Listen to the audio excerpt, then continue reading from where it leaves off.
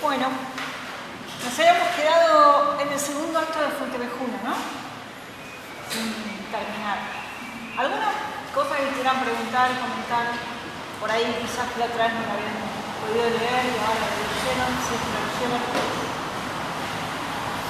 ¿No? ¿Están en condiciones de que arranque? ¿Sí? Bueno. Bien, entonces lo último que habíamos visto era esa escena bastante violenta en que los alcahuetes del comendador y el comendador mismo se llevan a Cinta, ¿no? Y castigan a Meni. Bueno,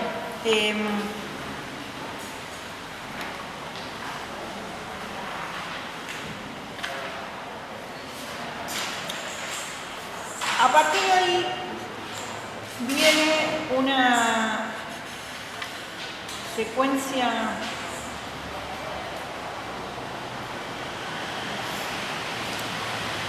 bastante larga con algunos cambios de personajes, pero que tiene que ver con la concertación de las bodas de Frondoso y Laurencia.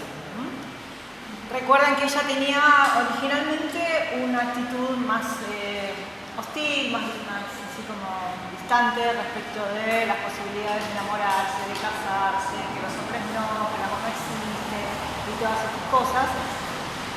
Después confiesa que le cobró algo de cariño a Frondoso y bueno, ya a estas alturas, después de que él la defendió y se arriesgó, como se arriesgó para defenderla, ya considera que va a aceptar el matrimonio, ¿no? Entonces primero le había dicho habla con mi tío, ahora ya le dice habla con mi padre y acepta casarse, ¿no? Entonces bueno, lo que sigue es toda esa trama que tiene que ver con lo amoroso que está inserta en la trama funcional con alguna invasión, por llamarlo así, de la otra trama.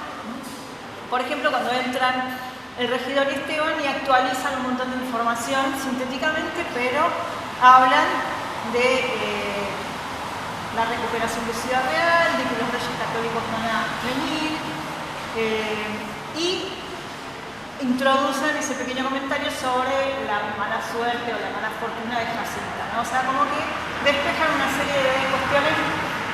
Esto muchas veces podemos entenderlo como recursos para que el espectador que está siguiendo la obra no se pierda, ¿no? Se le repiten los episodios, se le refresca la información para que, por si no entendieron o por si se distrajeron, lo sepan lo que pasó.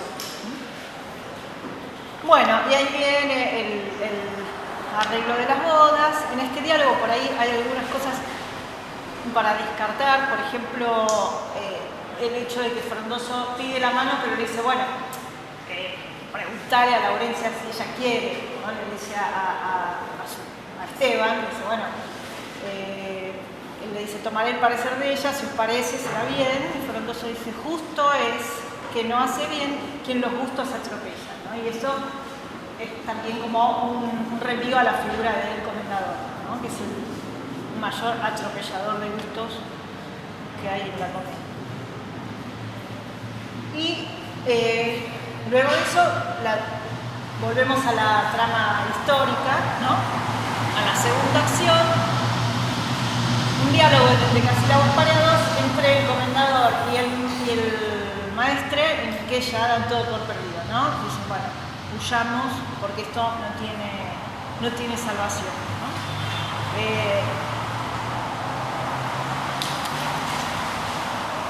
Y fíjense que ese pequeño diálogo se cierra con este suspiro, ¿no? del maestre que dice, pocos años, sujetos al rigor de sus engaños, volviendo a enfatizar esa condición medio juvenil, adolescente, de este pobre muchacho que sigue malos consejos, ¿no? Y se levanta en armas contra sus reyes. Y después ya viene el cierre del acto con la boda, ¿no? En la boda tenemos algunos... me había olvidado de algo. Hay un concepto que podemos tener presente en esta obra y que lo vamos a ver mucho mejor representado en el castigo, que es el de riesgo trágico, ¿no?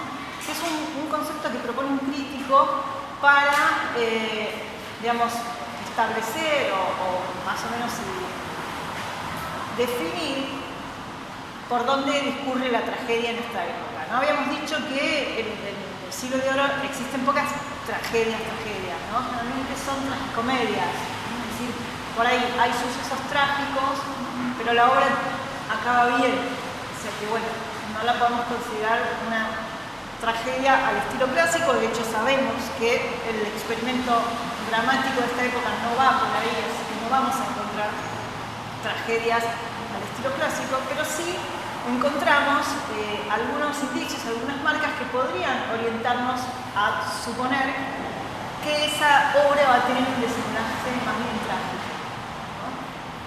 En el caso del castigo lo vamos a poder marcar porque son varios, efectivamente conducen a un desenlace trágico, y acá hay algunos momentos de riesgo trágico. Por ejemplo, en la boda aparece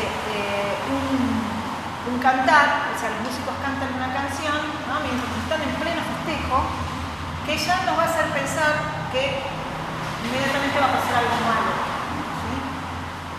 Que es, por ejemplo, cuando los músicos dicen: al valde Fuente Vejuna, la niña en cabellos baja, el caballero la sigue de la cruz de Calatrava.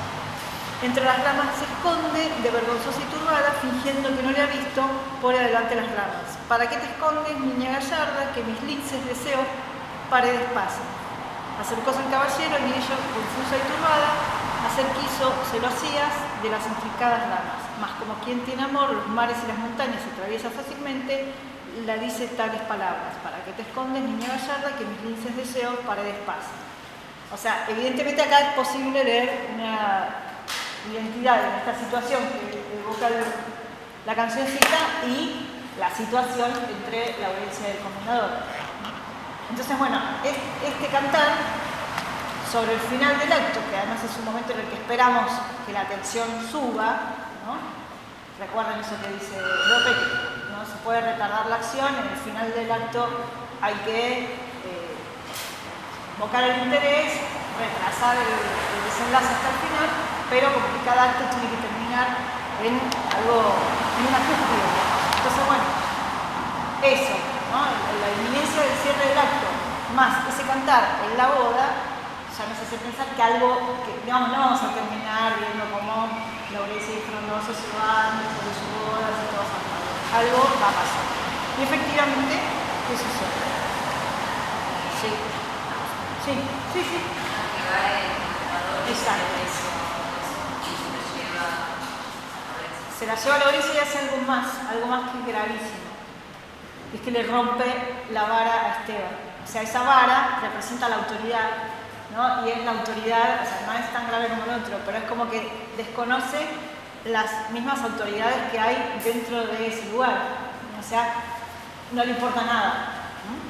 Se lleva preso a Frondoso, además acusándolo por haberlo atacado. Se la lleva a Laurencia, interrumpe la boda y desafía la autoridad de Esteban, ¿no? Esteban le dice algo, ¿no? Porque hay toda una discusión si es casada o no es casada, que es una mujer casada. Bueno, el otro le dice que no, nunca quise yo. Claro, pero le dice, bueno, que Frondoso la defendió en su legítima ley porque era su mujer. El otro le dice, nunca yo quise quitarle su mujer, pues no lo era. Sí que hicisteis, le dice el otro. Y esto baste, que reyes hagan en Castilla, que nuevas órdenes hacen, con que desórdenes quitan. Y hagan mal cuando descansen de las guerras en sufrir, en sus villas y lugares, a hombres tan poderosos por traer cruces tan grandes. Póngasela al rey al pecho, que para pechos reales esa insignia es esa insignia y no más, ¿no? Esto vuelve sobre ese conflicto que mencionábamos el otro día entre los nobles y la monarquía absoluta, ¿no? O sea, ya está entrando eso de lleno, diciéndole, bueno, a vos esa cruz que te da hablando, esa cruz es para los reyes, nada más. Y cuando los reyes vengan, van a acomodar este desorden. Bueno, y ahí pasa lo de los palos, un viejo de palos das, ¿no? O sea, que le pega con la vara, se la rompe y le pega con la vara.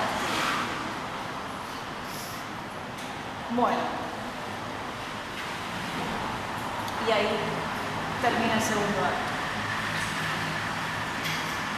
Bueno, en el tercero lo que vamos a ver es como que la acción se precipita, ¿no? Todo lo que quizá no pasó en esto, pasa en el tercero, bien como decía López en el arte nuevo, ¿no? Retrase todo lo posible, ¿no? El desarrollo de la acción para que se mantenga el interés.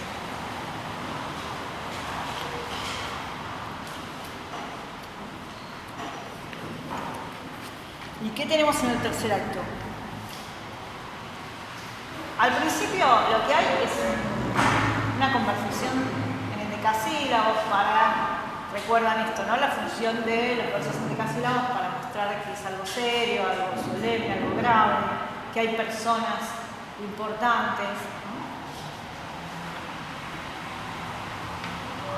Y es una discusión sobre el poder, sobre la honra, que son como los temas de la obra.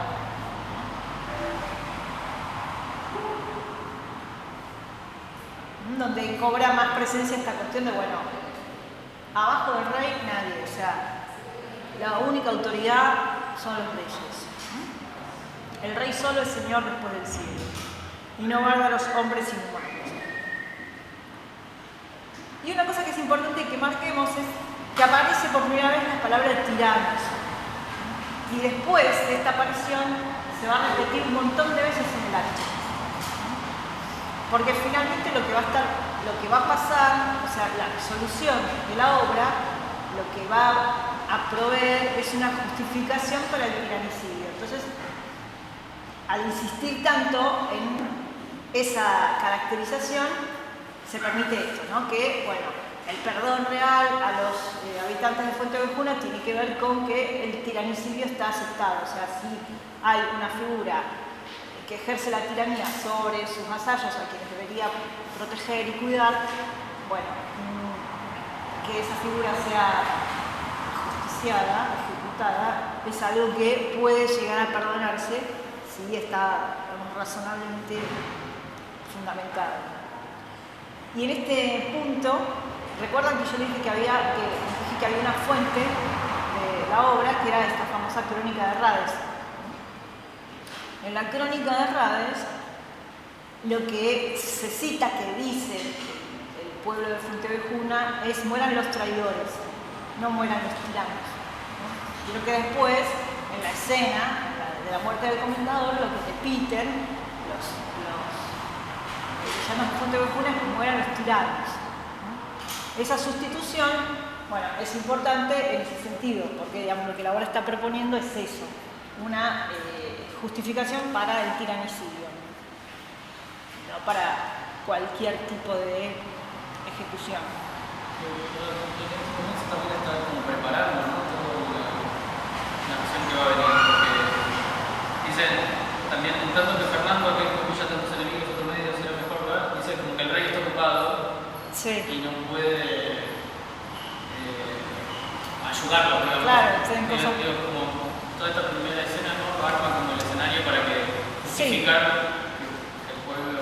Exacto, no tienen otro camino porque el rey no va a venir a ordenar lo que está pasando. Pero hasta la entrada de Laurencia no hay una resolución, son solo intercambios de pareceres, reflexiones, ¿no? Y hay una clave, digamos, respecto de, bueno, el teatro del siglo de oro es bastante parco en cuanto a lo que se llaman las didascalias, o que nosotros podemos conocerlo con el nombre de acotaciones, ¿no? Que son esas indicaciones que vienen en el texto sobre cuestiones de escenografía, vestuario. En el teatro contemporáneo hay de las dos cosas, pero a veces uno lee una obra donde, no sé, la primera página y media son indicaciones de lo que el actor tiene que hacer en escena, ¿no? Entra fulano, da una vuelta a la mesa, se sienta, agarra algo, se describe cómo está vestido, se describe su aspecto, se describe toda la escena y se describe un montón de cosas, ¿no? Incluso a veces se marcan las actitudes, riéndose, llorando, mirando para arriba, mirando para abajo. Es decir, que los dramaturgos incluyen un montón de indicaciones que, bueno, para ver los directores las toman o no las toman, pero están. Bueno, acá en este teatro nada.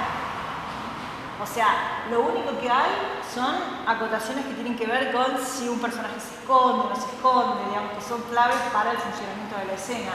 Los famosos apartes, ¿sí? Una parte, ¿saben lo que es cuando el personaje habla, pero nadie en la escena lo escucha. Habla y eso que dice es solo para el espectador. Entonces es una convención dramática que establece eso. El personaje le habla y nadie oye, ¿no? O sea, eso sí en general se marca, porque si no la escena no tiene sentido. ¿Cómo le dijo semejante barbaridad y el otro no reaccionó? No, porque no se lo dijo, ¿no? Lo dijo aparte, ¿no? O aparte, a veces a un personaje, ¿no? Si dice aparte solo, es al público. Si dice aparte a fulano, es solo ese personaje. Y hay poquísimas acotaciones, ¿no? Y acá tenemos una acotación, ¿no? Que nos indica cómo sale la audiencia. En general, cuando hay acotaciones sobre el vestuario o la ropa o la apariencia de los personajes, son, bueno, si va de camino, que es un tipo de vestuario especial, o sea, que alguien va de camino, va con determinadas ropas, y entonces eso hace que podamos decodificar que está de viaje, que está en tránsito. Y en este caso, la audiencia sale desmelenada. Eso quiere decir que sale descompuesta en cuanto a la ropa, ¿no? Con los pelos revueltos, desalineada. Sí, después se puede decir que está golpeada porque lo solicita en el mismo. Exacto. Pero bueno, digamos, es como una indicación fuerte y sabemos de dónde viene, ¿no? O sea, sabemos qué es lo último que le sucedió, que es que la secuestraron en su boda. Y, bueno, dirige un monólogo bastante contundente, ¿no? Que es lo que provoca la reacción de los demás. Vamos a ver, bueno, el monólogo tiene una estructura retórica bastante cuidada, bastante prolija, y acá podemos ver en funcionamiento algunas de las cosas que dice Lope en el Arte Nuevo sobre los recursos retóricos justamente, ¿no? Porque están involucradas todas estas figuras del decir, él decía las anáforas, las repeticiones, ¿no? Bueno, lo primero que hace es, le dice al padre que no la llame hija.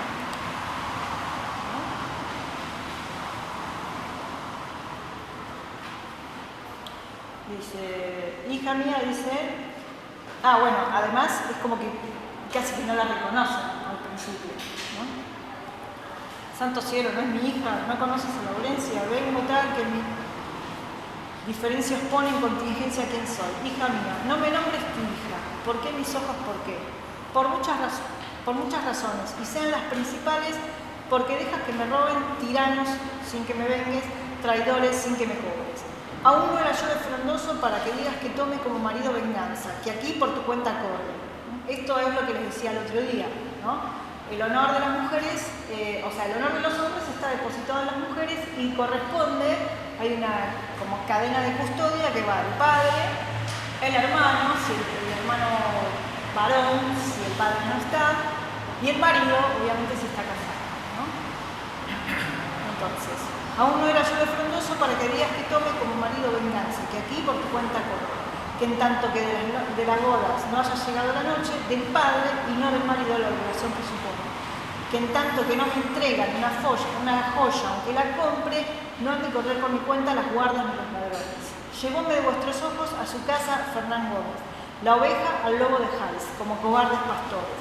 Qué dagas no vi en mi pecho, qué desatinos enormes, qué palabras, qué amenazas y qué delitos atroces por rendir mi castidad a sus apetitos torpes. Mis cabellos, ¿no lo dicen? Las señales de los golpes, ¿no se ven aquí? ¿Y la sangre? ¿Vosotros sois hombres nobles? ¿Vosotros padres y deudos? ¿Vosotros que no se os rompen las entrañas de dolor de verme en tantos dolores? Ovejas sois, bien lo dice de Fuentevejuna el nombre. Dadme unas armas a mí, pues sois piedras, pues sois bronces, pues sois jaspes, pues sois tigres. Tigres no, porque feroces siguen quien roba a sus hijos matando a los cazadores antes que entren por el mar y por sus ondas se arrojen. Liebres cobardes nacistes, bárbaros sois, no españoles, gallinas, vuestras mujeres sufrís que otros hombres gocen.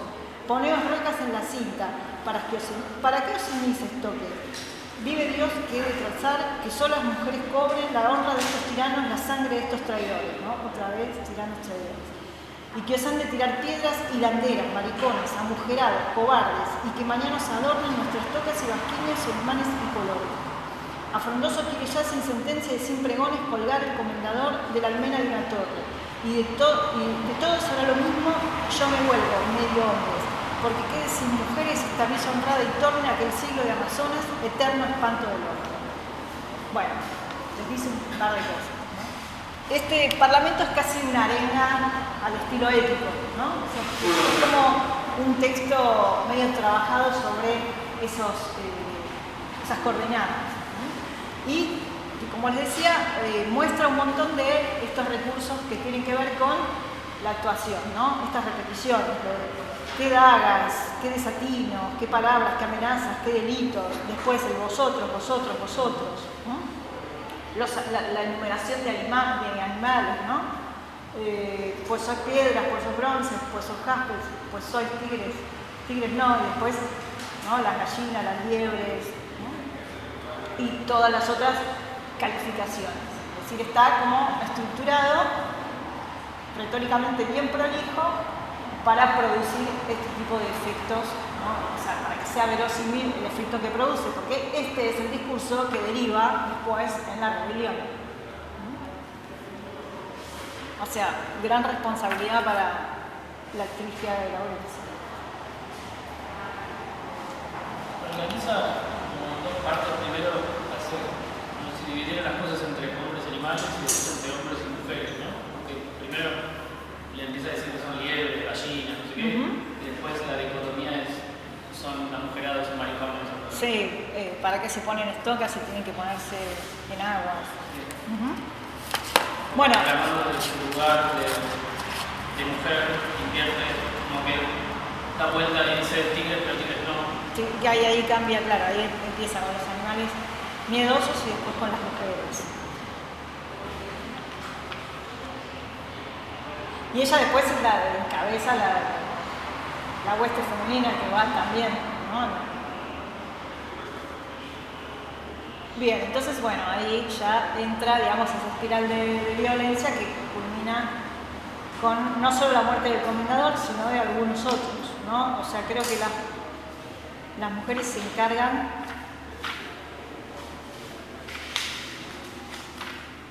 de uno de los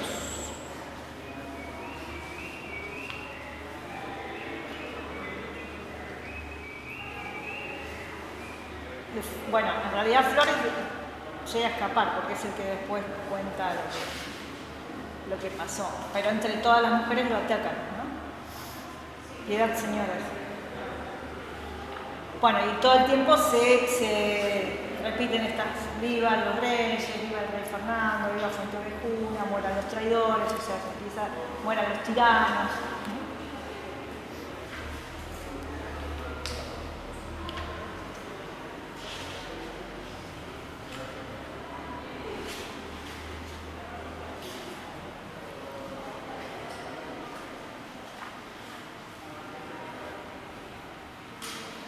Bueno,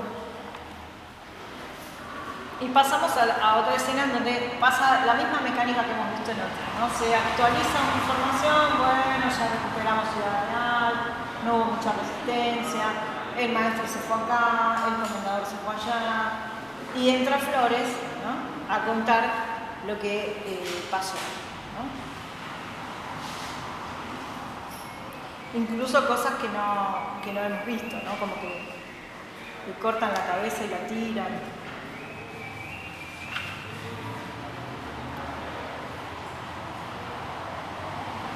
Sí. En efecto, fue la furia tan grande que en ellos crece que las mayores tajadas las orejas aservían. Sus armas borran con picas y a voces dicen que quieren tus reales armas fijar.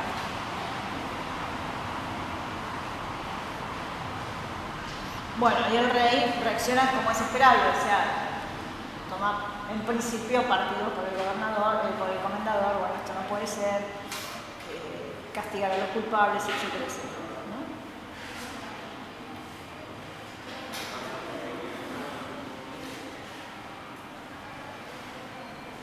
¿no? Bien, acá viene una escena bastante importante entre los habitantes de Fuente Ovejuna que tiene que ver con lo que resuelven hacer sabiendo que los van a venir a interrogar. Y fíjense que es una escena como alegre, ¿no? Están contentísimos y cantan. Y el canto repite, ¿no?, estas consignas que venimos diciendo. Muchos años vivan Isabel y Fernando y mueran los tiranos, ¿no? Y mueran los tiranos y mueran los tiranos. Y vivan Isabel y Fernando. Y acá pasa lo que les adelantaba el otro día, ¿no? Como creo que se los dije, no sé si la vez pasada o la otra, que toda obra del siglo de oro normalmente tiene un personaje que realiza la descarga cómica, es decir, que bueno, las situaciones más tensas o más serias después se atemperan con alguna escena de humor, alguna escena ridícula. Ese personaje se llama el gracioso, se llama Marcelo el Gracioso, y normalmente lo desempeñan los criados de los protagonistas. O, bueno, en el caso de una obra en la que no haya personajes nobles, personajes que tengan criados, algún campesino, algún pastor. Bueno, hasta acá no había muy clara una figura de gracioso. Por ahí había escenas en las que se decían cosas, pequeños chistes, pero a partir de este momento, a partir de la muerte del comendador, el que va a desempeñar más claramente esa función es Mengo. Sobre todo a partir de del humor verbal, ¿no?, de los chistes, no tanto el humor físico, que se da también bastante en la figura de gracioso, que se da golpes o que se emborracha, digamos, esas son como sus características, sino en hacer chistes con la palabra, ¿no? Y acá, por ejemplo, aparece: vivan los reyes cristiánigos y mueran los tiránigos. Ese tipo de deformaciones y cosas así son características de esta figura del humor, ¿no? Y que acá, ya muy tardíamente en la comedia, pues está a punto de terminar, va a desempeñar esa función.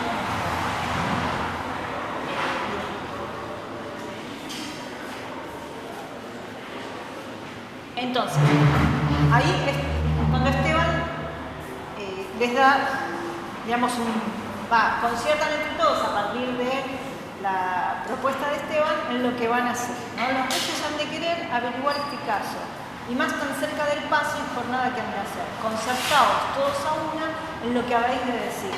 ¿Qué es tu consejo? Morir diciendo Fuente Ovejuna. O sea que asumir colectivamente la responsabilidad del hecho.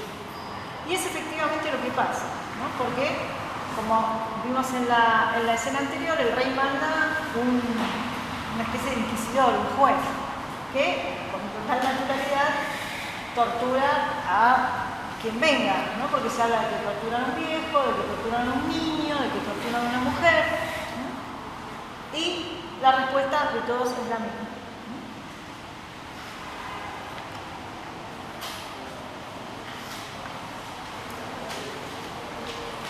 Incluso, como lo que da a entender el diálogo de los personajes, es como que eligen justamente a un viejo, a una mujer, a un niño, porque creen que van a ceder. Sí. Es muy cruel eso. Sí. Justamente a la gente que más sufre, A los más débiles. Sí, sí. Bueno, es una escena bastante violenta, ¿no? Porque aparte se indica, que grita, que dicen, ay, bueno, a Mengo, que es el que está, ahí sí, bueno, ella también, Pascual, ahí sí lo piadoso, aprieta, infame, está sordo, o sea, bastante fuerte. Y fíjense que está precedida por una escena así, ¿no?, de la otra trama, de Laurencio y Frondoso, de lo más acaramelado. Ella dice un soneto. Recuerden que hablamos de esta cuestión de la polimetría y todo, y que en el arte nuevo está mencionado el soneto como un tipo de metro a usar, la estrofa, composición a usar dentro de las comedias, ¿no? En general los sonetos, cuando aparece un soneto es un momento muy, muy recortado, porque difícilmente un soneto pueda vehiculizar un diálogo, o sea que siempre va a ser un soliloquio, o por ahí, digamos, un intercambio entre dos personajes, pero son bastante iluminadas de los textos. Y bueno, acá tenemos a Laurencia, un soliloquio evocando a Frondoso, generalmente es temática amorosa la que se trata en los sonetos. Y bueno, hay un diálogo entre los dos hasta que aparece el juez y empiezan las torturas.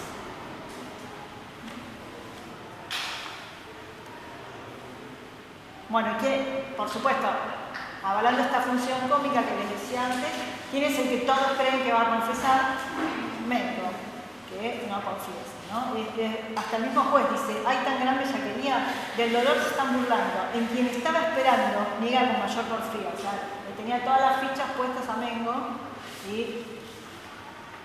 Y después viene, lógicamente, una escena así como también, como les decía, de descarga cómica, que todos le traen para que coma, para que tome, lo asisten. Y él dice, ay, sí.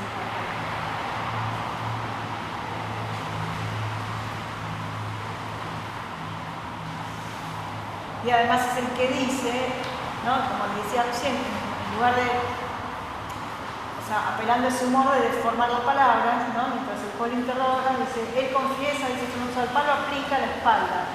¿Qué es lo que yo lo diré? ¿Quién lo mató? Señor Fuenteovejuna.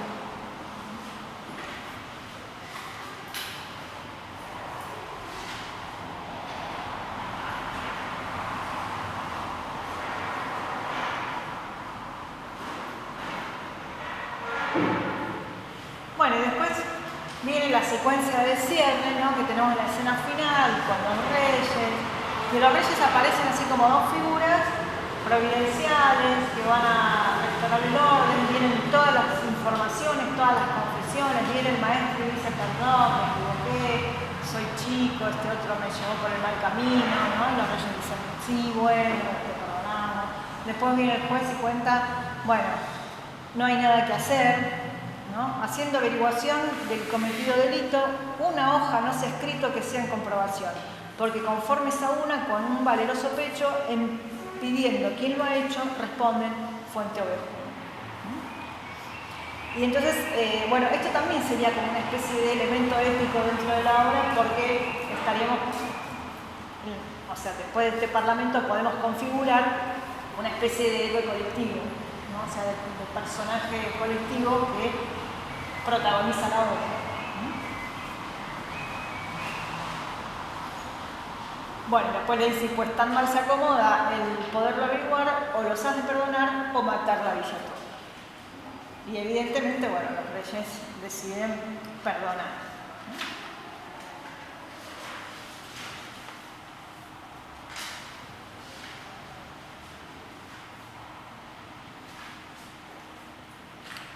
Y cierra la obra con eso, ¿no? Con, digamos, una especie de consagración de la monarquía absoluta como un vehículo proveedor de justicia, de equidad, piadoso, ¿no? Perdona al maestro que se le reveló, perdona a Fuenteovejuna porque, bueno, está de acuerdo con eliminar a los tiranos, restablece el orden.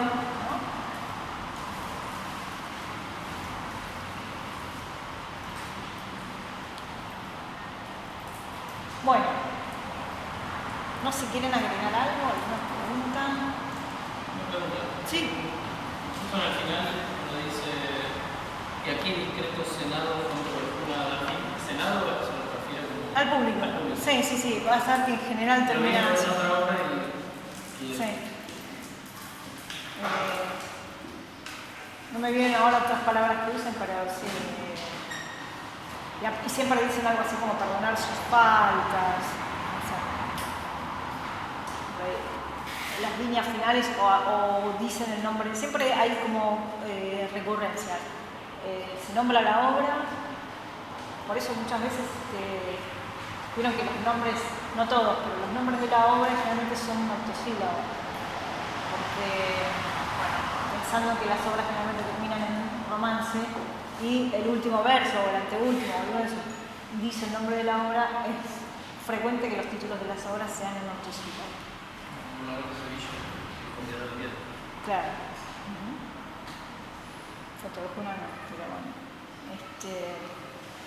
Caballero del Viento. No. El castigo sin venganza. Porque sí, estas son como convenciones, suelen terminar así, con el saludo al público. Bueno, sí.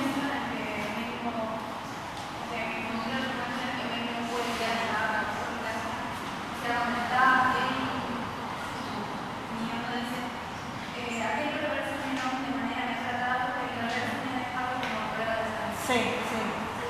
Hablando de cuando lo azotan, sí, sí. Sí, en general esas son las maneras en que el gracioso es un poco ridículo, porque siempre le pasa algo en el cuerpo, siempre... Bueno, y en general los personajes son siempre un poco tipo Sancho Panza, son gordos, comen, toman vino, se duermen, tienen miedo. Esas son como las características más extendidas del gracioso. Pero en realidad, una función muy importante del gracioso, que quizás ninguna de estas obras la podamos... Bueno, ustedes ya están leyendo El Burlador. Bueno, ahí sí, Catalino sí, es como una figura más paradigmática de gracioso, porque aparte de Don Juan, bueno, como también desagradable, entonces hay como mucho contraste. Pero también, ¿no? Que tiene miedo, pero se salva de ahogarse. O sea. Los más graciosos para mí son los apartados, que me parece que se dirigen al público. Sí. Personal. Bueno. Cuando saca la luz y se caen los demás, y además lo que tienen los graciosos es que digamos, son los encargados de alguna manera traducirle al público las cosas raras de las comedias, ¿no? Por ejemplo, en un género donde se ve muy claro esto, es en... Bueno, yo lo estudié bastante, por eso lo digo. En las comedias mitológicas, que hay que por ahí explicarle al público todos esos disparates que están pasando, de que el Dios hizo esto, lo otro. Entonces, el gracioso es como una voz racional, pero racional dentro de la racionalidad del público del siglo de oro. Hay un artículo así como central, que ahora no me acuerdo el nombre del autor, que se llama, bueno, Tello, que es el criado de El Caballero de Olmedo, Tello o la voz de la razón, porque justamente es ese personaje el que te va explicando al público algunas cosas que pasan.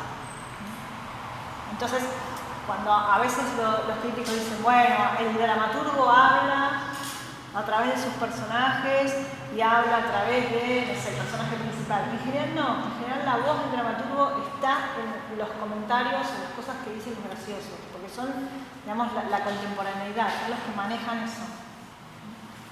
En estas comedias por ahí no se ve tanto porque no tienen esos desplazamientos que por ahí sería necesario que el público ayudarlo a interpretarlo, ¿no? Como se ve claramente por ahí en ese género que les digo del teatro mitológico.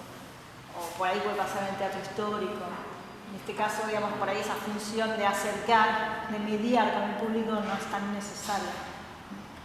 Pero sí, hacen eso. Bueno, ¿algo más? ¿Les gustó la obra?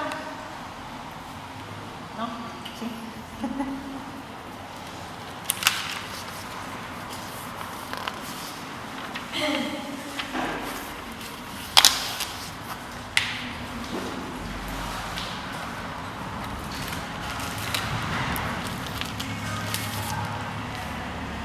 Bueno, ahora pasaríamos a una cosa muy distinta. ¿Leyeron el testigo? Más o menos. Bueno. Esto es bien diferente, ¿no? Es una cosa bien diferente. ¿Alguien la leyó entera? ¿Vos? ¿Alguien más? Bueno. Vamos a ver hasta dónde llegamos hoy.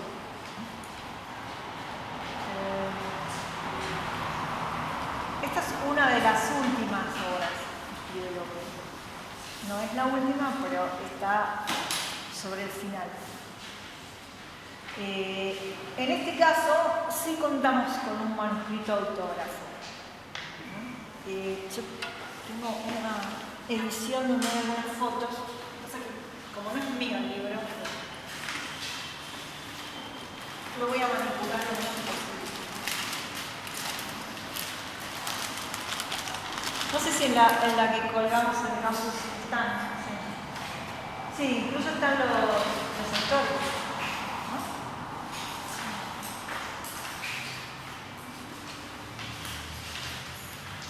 Vamos a la última página. Así que bueno, esta posibilidad hace que el texto nos resulte como mucho más confiable, porque bueno, está el manuscrito, así todo hay problemas, ¿no? Porque hay partes en las que hay palabras que no se entienden o que no tienen sentido, igual son mínimos, ¿no? Son problemas para los que se dedican a la erótica, ese tipo de cosas que dicen, bueno, Lope escribía la T muy parecida a la D, entonces esta palabra en lugar de ser esta debe ser la otra. Pero, son problemas mínimos al lado de otros que ocurren cuando hay un manuscrito o un manuscrito o una edición tardía, ¿no? Se puede determinar. Y además hay una primera edición, que llamamos una edición Princeps, suelta, o sea, está sola, de Barcelona del 1634. O sea, el manuscrito autógrafo está fechado el 1 de agosto de 1631 y la suelta es de 1634.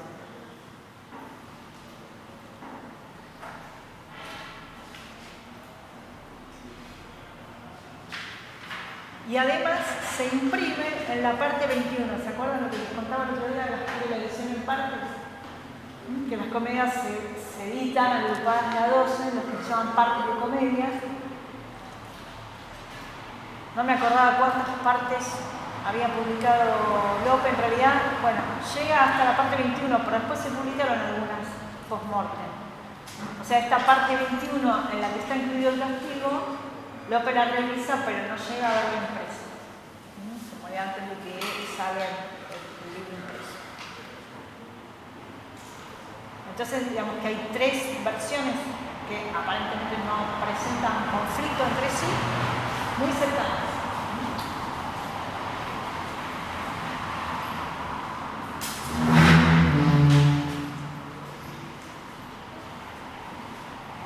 Bueno,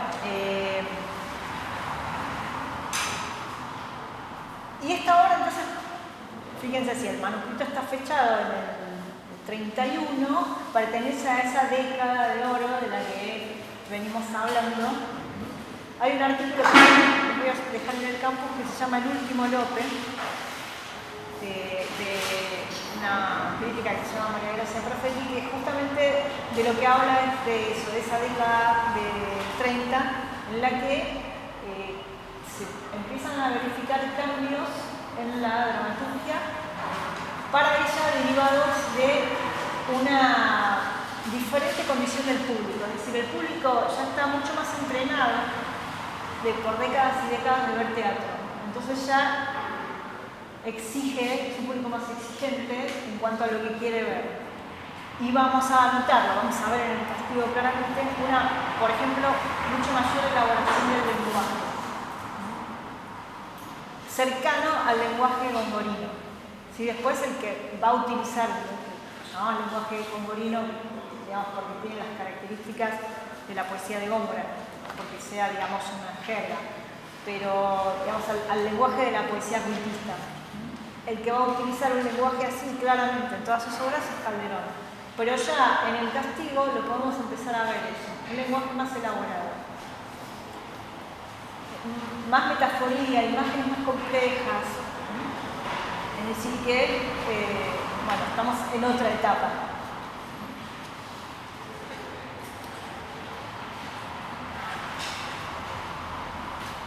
Bueno, en la edición de Barcelona, Lope publicó un prólogo, que se los voy a leer. No sé si está incluido, pero en todo caso, si lo tienen, lo leemos. Es uno que empieza, señor rector, está en prosa. Dice, señor rector, Esta tragedia se hizo en la corte solo un día, por causas que a vuestra merced le importan poco. Dejó entonces tantos deseosos de verla que les he querido satisfacer con imprimirla. Su historia estuvo escrita en lengua latina, francesa, alemana, toscana y castellana. Esto fue prosa, ahora sale en verso. Vuestra merced la lea por mía, porque no es impresa en Sevilla, cuyos libreros, atendiendo a la ganancia, barajan los nombres de los poetas y a uno dan 7 y a otros sotas. Que hay hombres que por dinero no reparan en honor ajeno, que a vueltas de sus mal impresos libros venden y compran, advirtiendo que está escrita en estilo español, no por la antigüedad griega y la severidad latina, huyendo de las sombras, nuncios y coros, porque el gusto puede mudar los preceptos como el uso de los trajes y el tiempo las costumbres. Bueno, hay un montón de cosas. Para empezar, habla de esta tragedia, ¿no? Normalmente los dramaturgos rotulaban sus obras y ponían comedia famosa, tragedia famosa, tragicomedia famosa. Y Lope no es la excepción, lo pone. Pero esta rotulación a veces se corresponde con lo que leemos y a veces no. A veces pone tragedia y en realidad es una tragicomedia, porque al final es lo que decíamos recién, está atravesada por indicios hacia lo trágico, pero después se resuelve bien. La tragedia siempre estuvo como investida de este aire así de mayor sofisticación, entonces rotular tragedia a una obra era darle ya una pátina de cosa importante. Entonces, por ejemplo, cuando se la dedicaba a alguien importante de tragedia, porque la comedia cómica en general era como tenía una cosa más vulgar, digamos, esta distinción que sobrevive todavía, ¿no? Cuando algo es trágico es como más serio, ¿no? Algo, no sé yo, un actor que hace comedias, cuando lo vemos en una obra seria decimos, pero no sea como que bueno, sí, hace comedia, porque subsisten estas como rotulaciones, ¿no? Que lo trágico es como más importante, más solemne, y lo cómico es como más vulgar. Entonces, bueno, existía, digamos, esta cuestión de marcar genéricamente a las obras y a veces con justicia, a veces no tanto. Pero es muy infrecuente que Lope les ponga tragedia. Les puso a otra. Pero, digamos, que llame tragedias es algo para prestar atención porque no suele ser como que las considere tragedias.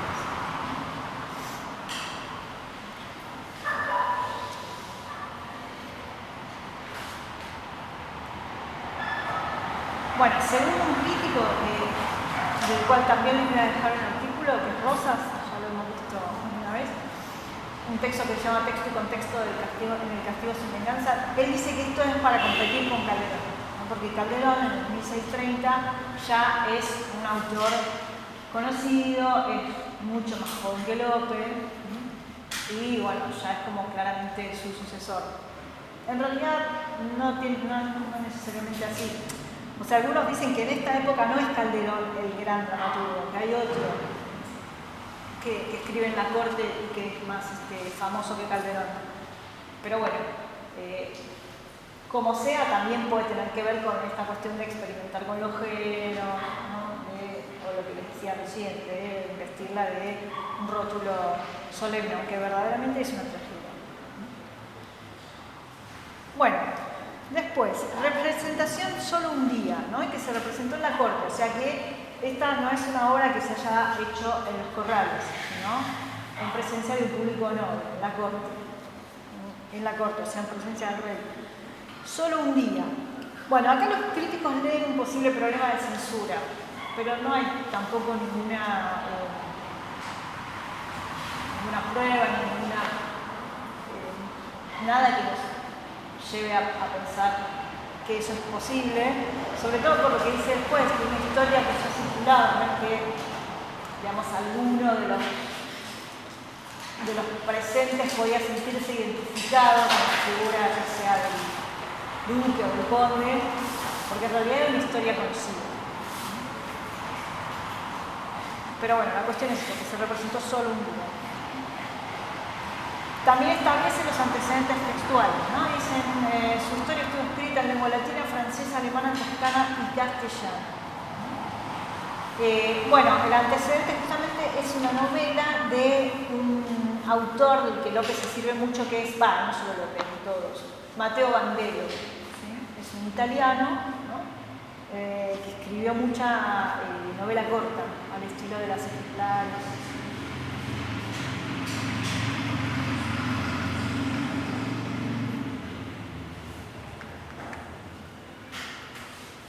Bueno, y dice, eso fue prosa, ahora sale en verso, ¿no?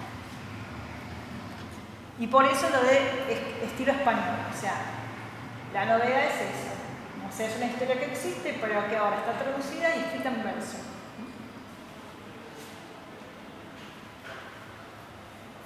Pero además, porque no sigue los moldes clásicos. Acá encontramos de nuevo estos principios del arte nuevo. No sigue los moldes clásicos, ¿por qué?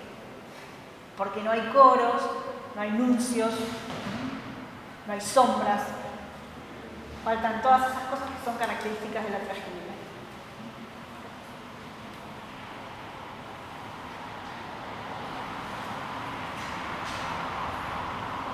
¿Y por qué no hay sombras, nuncios ni coros? Porque no es lo que le gusta al público español.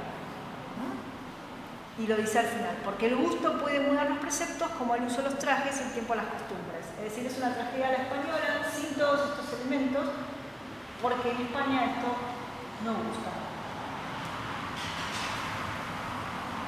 Bueno, y en el medio hay toda una queja contra los impresos, ¿no? Se ve que contra los impresores, ya en cuanto a cultura lo vimos protestar contra los impresores, acá de nuevo protestar contra los impresores.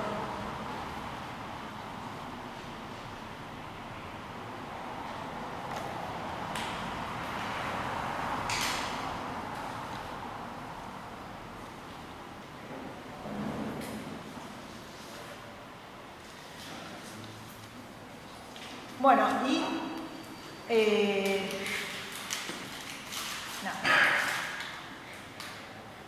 esta época de López, creo que yo se los dije en algún momento, es la que la crítica, más o menos de modo general, llama ciclo de senectute, ¿no? Porque es la época de la vejez.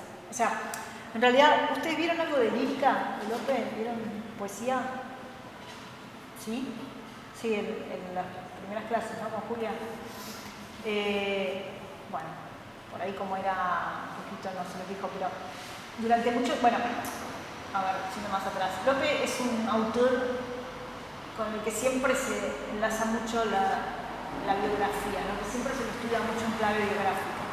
Un poco porque él, digamos, pone mucho de su vida en su literatura, ¿no? Y porque además su vida fue conocida, al contrario de lo que pasó con otros escritores, de Cervantes, hay muchos blancos, hay muchas cosas que no se saben, muchas etapas de su vida que se desconocen.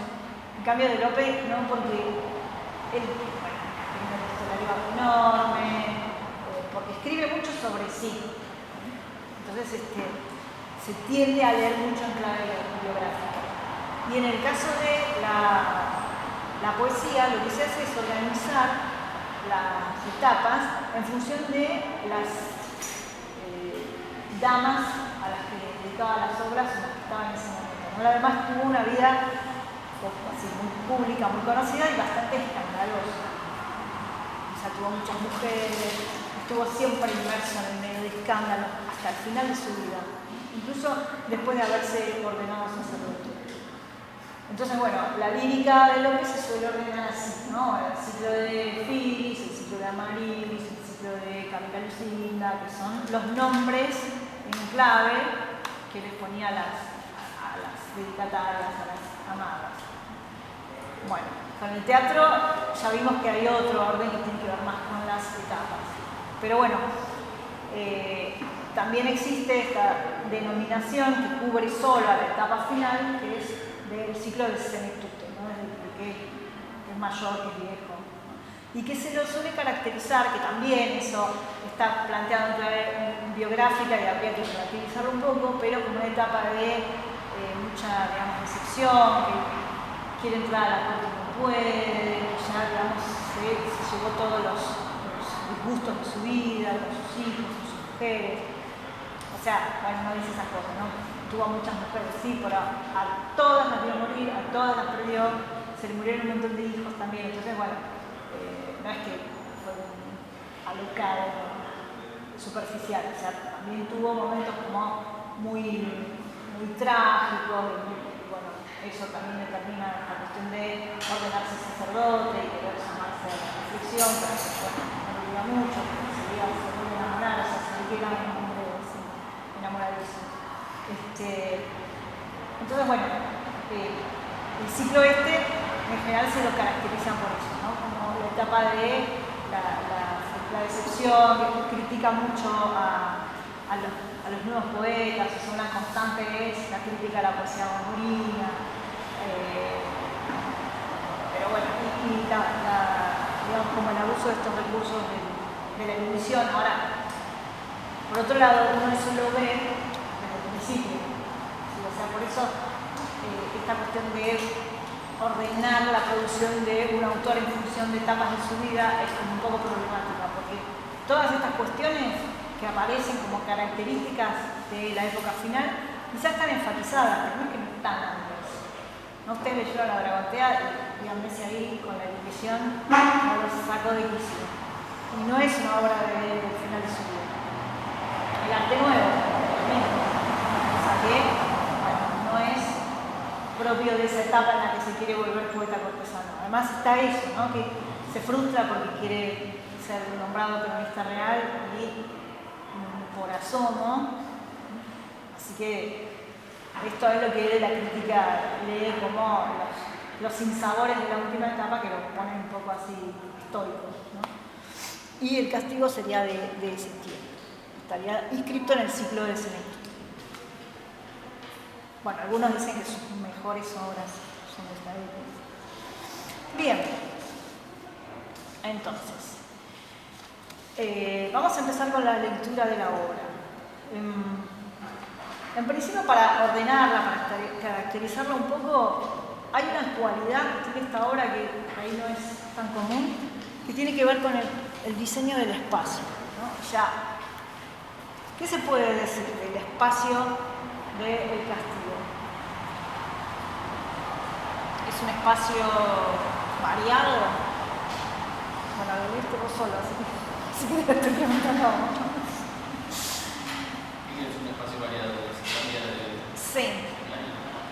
No, están prácticamente siempre en el mismo lugar, ¿no? O sea, es una obra que transcurre mayormente en un gran encierro. Hay 3 espacios.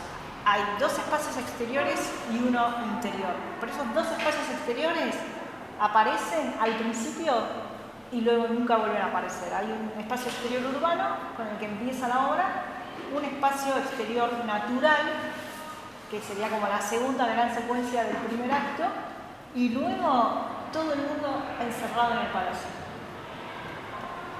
Y de hecho, este palacio, que es el palacio del duque de Ferrara, está caracterizado como un lugar progresivamente cada vez más opresivo. Y como un lugar de encierro, laberíntico, confuso. Muchas veces, en muchas partes los personajes hablan de la confusión, de laberintos, que, digamos, si bien están expresando un sentimiento interno de ellos, bueno, encuentran un correlato en ese espacio tan sofocante que es el palacio. De hecho, los 2 personajes que, digamos, en un momento quieren salirse, ¿no? O sea, que quieren quedar afuera de todo lo que pasa en la obra, ¿qué hacen? Se van, piden permiso y se van, ¿no? Se tienen que retirar de ese lugar. O sea, no pueden escapar a las redes que están ahí adentro y entonces se tienen que ir.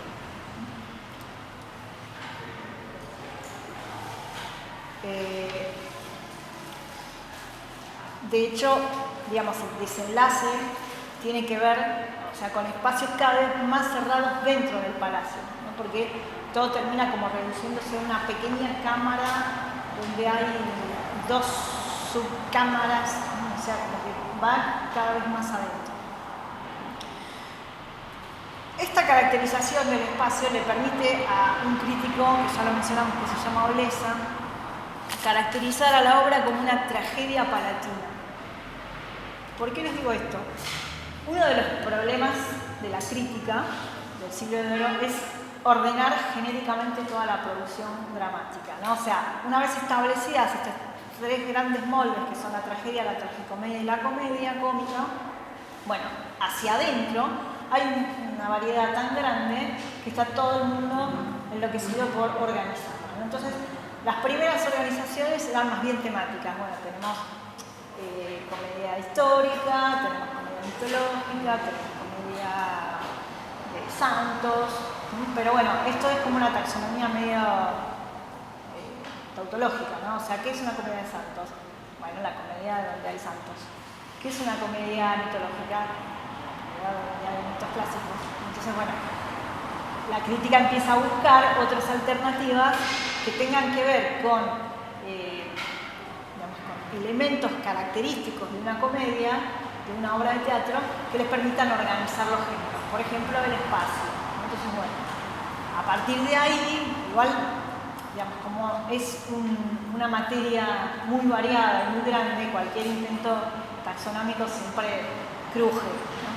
O sea, la organización a través del espacio permitió caracterizar de algunos modos, por ejemplo, las comedias urbanas, las comedias palatinas, ¿no? Entonces, bueno, comedias urbanas son comedias que transcurren en una ciudad, que hay muchas escenas en la calle, ¿no? Por ejemplo, El burlador tiene elementos de comedia urbana, ¿no? Por ejemplo, toda esa escena donde muere el comendador es una escena de comedia urbana, bueno, en este caso se vuelve trágica, ¿no?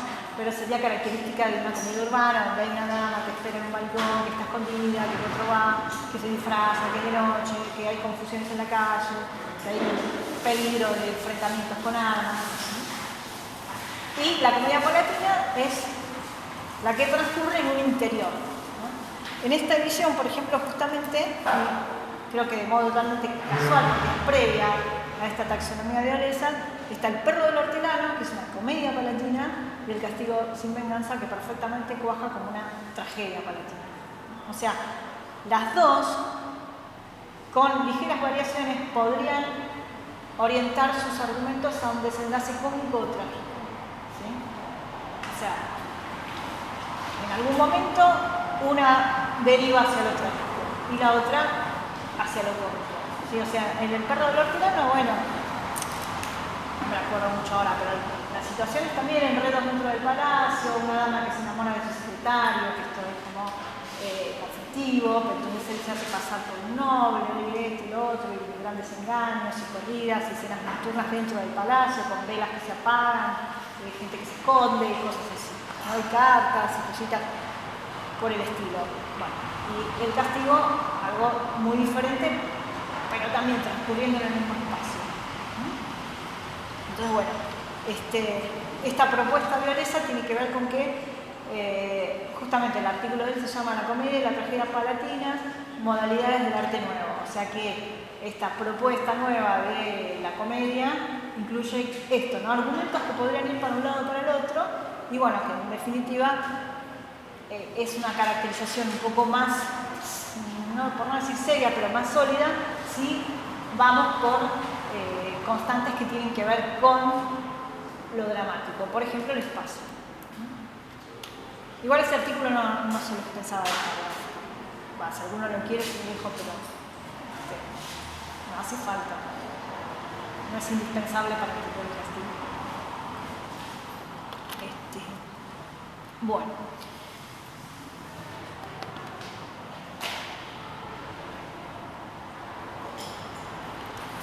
Bueno, y hay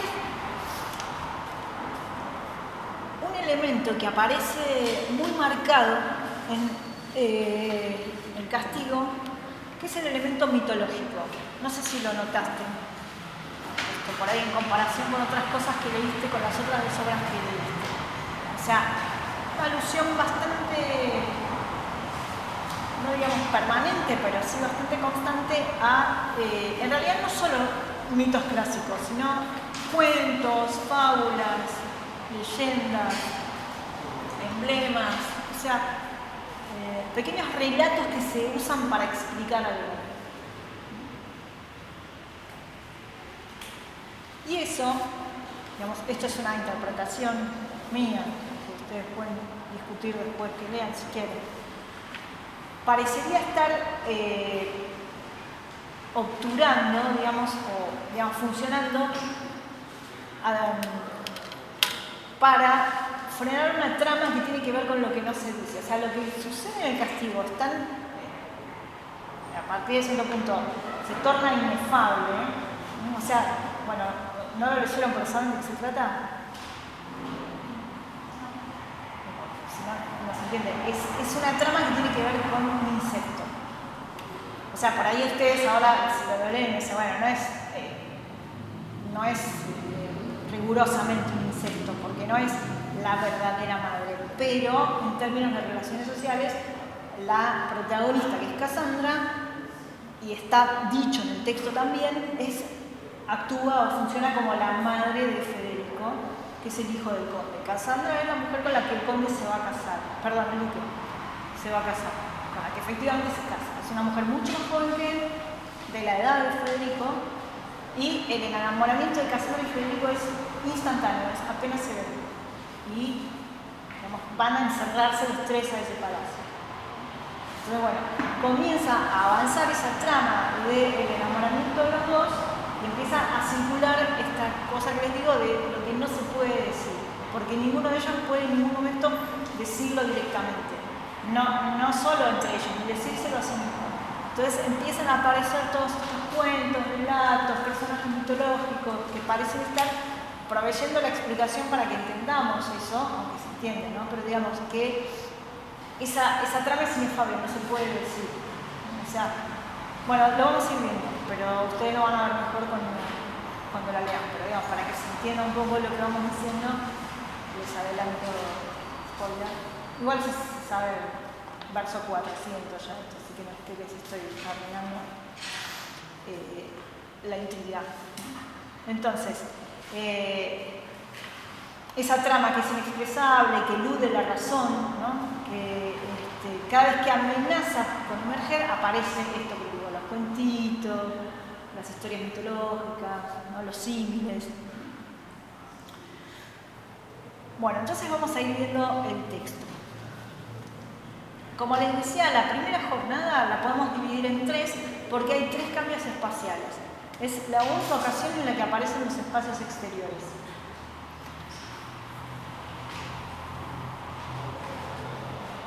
Entonces ahí sí podríamos hablar de 3 escenas por esos cambios de espacio.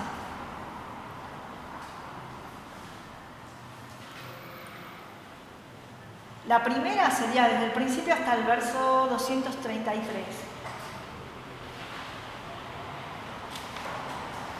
Y lo que tenemos es justamente un espacio que remite a otro género, ¿no? Que nada que ver. Si nosotros vamos a ese comienzo, por ahí podemos pensar que vamos a ver una comedia cómica. En realidad, enseguida ya hay cosas que nos indican que no. Pero tenemos una escena nocturna con disfraces.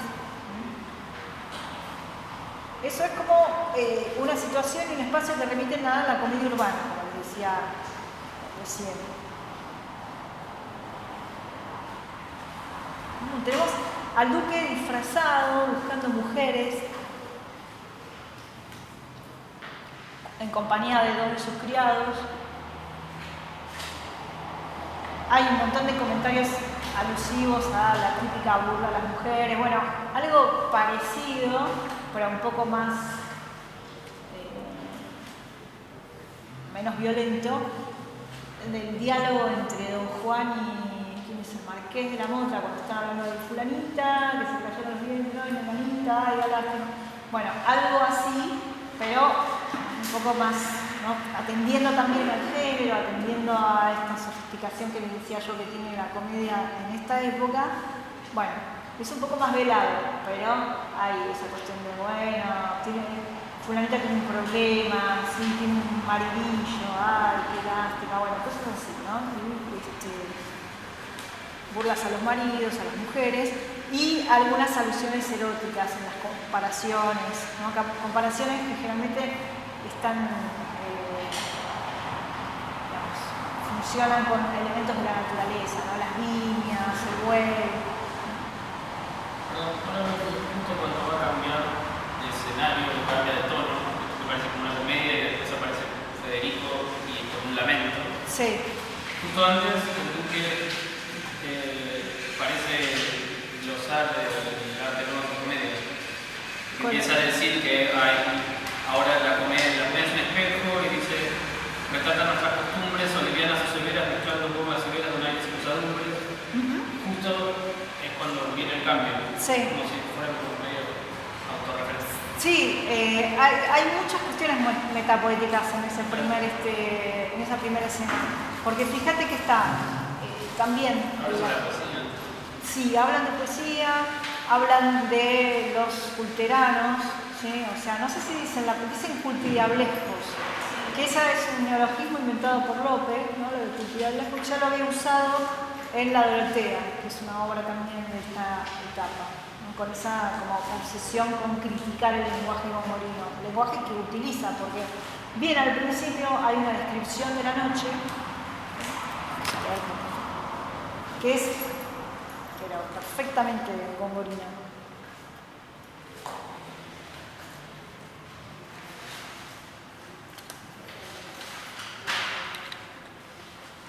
Que están hablando del disfraz, no sé qué. Debajo de ese disfraz hay licencia para todo, que aún el cielo, en algún modo, es de disfraces capaz. ¿Qué piensas tú que es el velo con que la noche le tapa? Una guarnecida capa con que se disfraza el cielo, y para dar luz alguna, las estrellas que dilata son un pasamanos de plata y una encomienda a la luna. ¿No? O sea, esto es como muy poético, ¿no? Bueno, se corta con ya comienzas desatinos, le dice el Duque.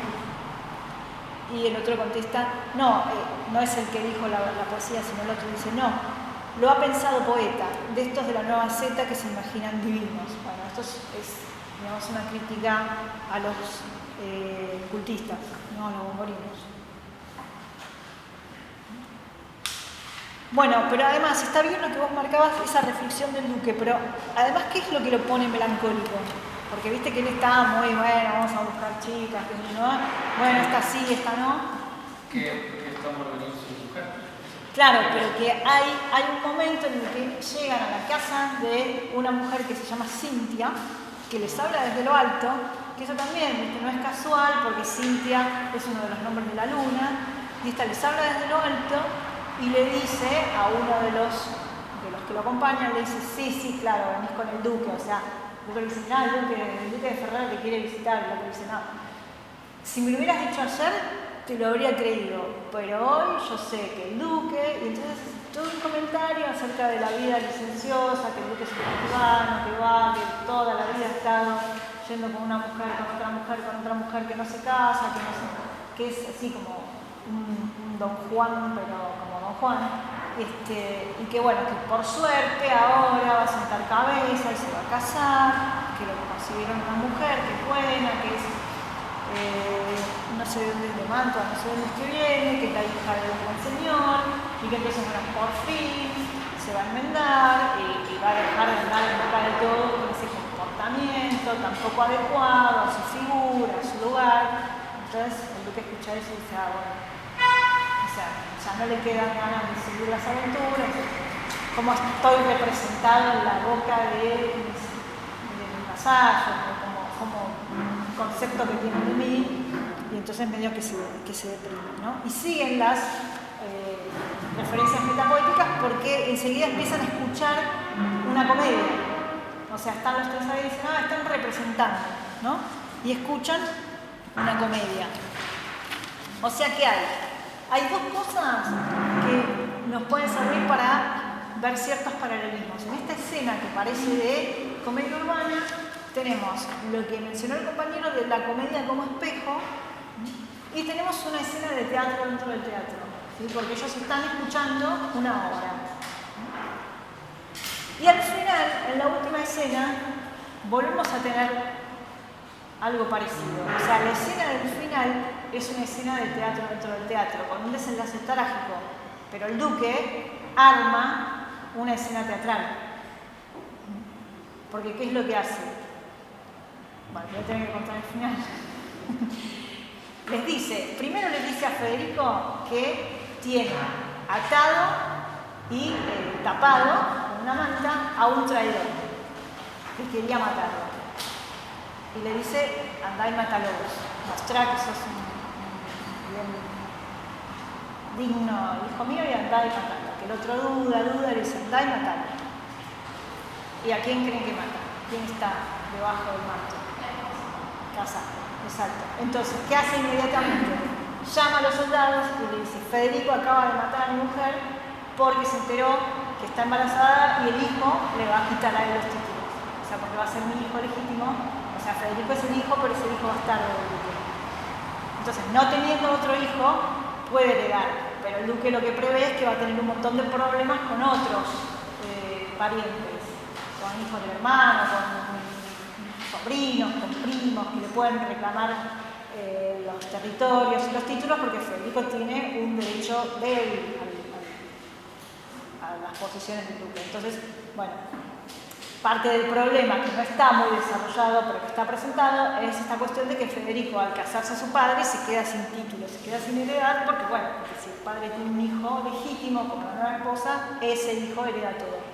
Entonces, ese es el recurso del final, y entonces dice, bueno, Federico acaba de matar a mi esposa para evitar el nacimiento de mi hijo. Entonces, los soldados, obviamente, matan a Federico. Entonces, él monta esa escena, primero le hace una escena a Federico y después a los demás, que es como una escena de teatro dentro del teatro.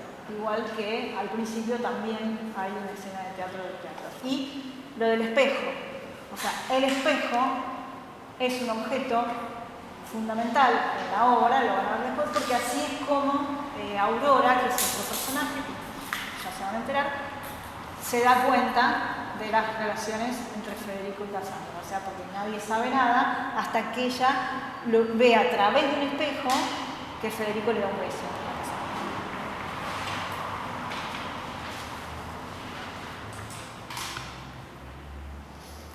Bueno.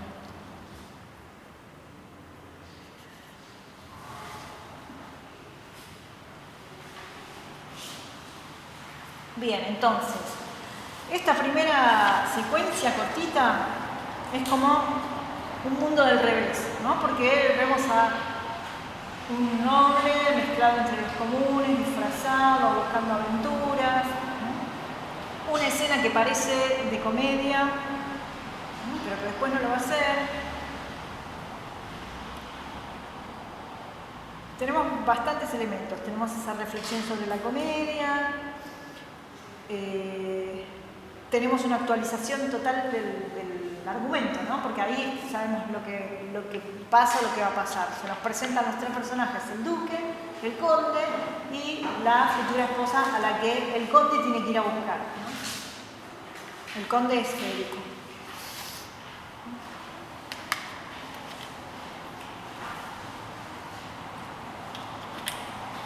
Y en el discurso de este personaje, Cintia, aparece la rima gusto, justo. En Fuenteovejuna también aparece, no sé, también aparece, no sé si la marcaron alguna vez, pero acá en esta obra aparece un montón de veces, en sus versiones opuestas también, ¿no? Injusto y disgusto, ¿no? Ponemos como que esas 4 palabras aparecen dando vueltas un montón de veces. Bien.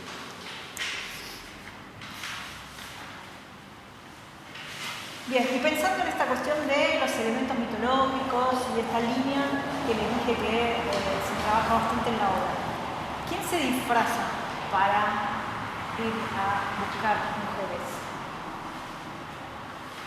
en la mitología?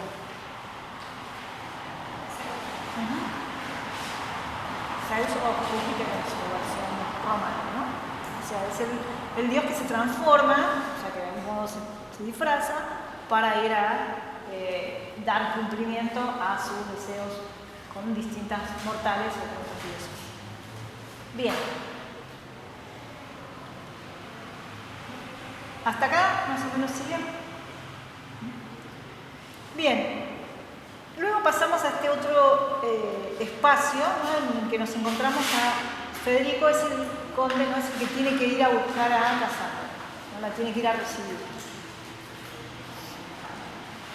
Y aparece un personaje que se llama Batim, que es el criado que cumpliría las funciones del gracioso si hubiese espacio para la comicidad. O sea, cuando hay un pequeño espacio para la comicidad, que es casi al final de este acto, Batim hace comentarios cómicos. No es un gracioso al estilo de Catalinón o de Mengo, o sea, es un criado serio, ¿no? Porque es un gracioso, entre comillas, de una tragedia, ¿no?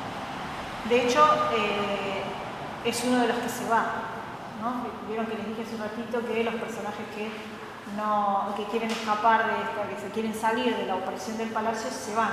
Hay 3 personajes que se van, que son Batim, Aurora y el marqués.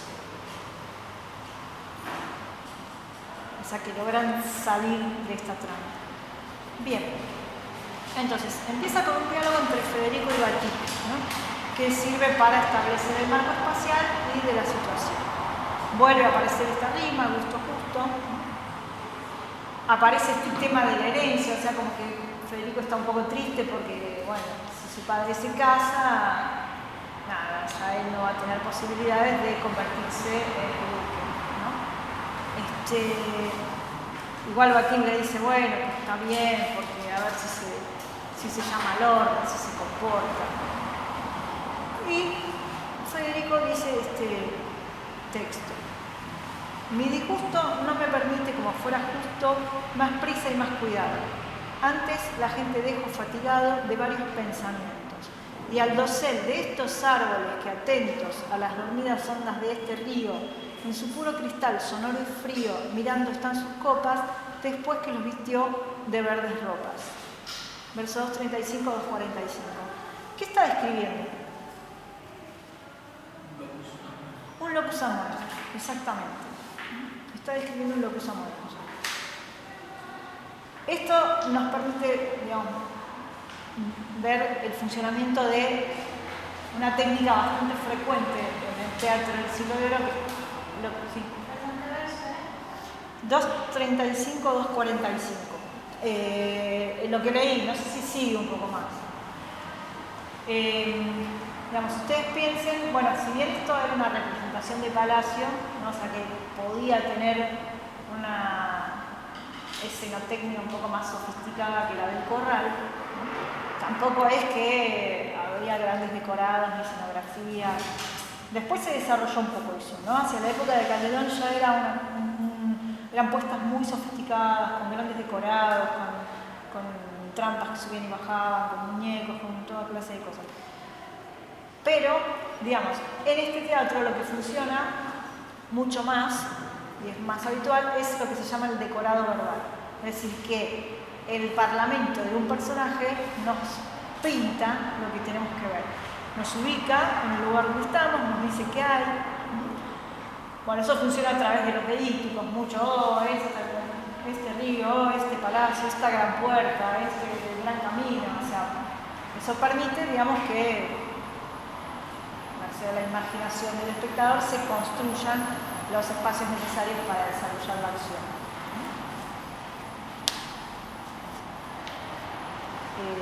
Bien, entonces describe un locus amoris. Y, por lo que ustedes saben o recuerdan, el locus amoris suele ser el escenario ¿para qué? ¿Qué suele pasar? O sea, en realidad por ahí no pasaron. ¿Qué es lo que ustedes vieron las églogas, ¿no? 2 églogas. ¿Qué evocan los pastores en el locus amoris? Claro, ¿no? Sus encuentros amorosos, sus amadas, ¿no? O sea que es un espacio privilegiado para que ocurra eso, para que ocurran encuentros amorosos, ¿no? Para que se produzcan encuentros amorosos.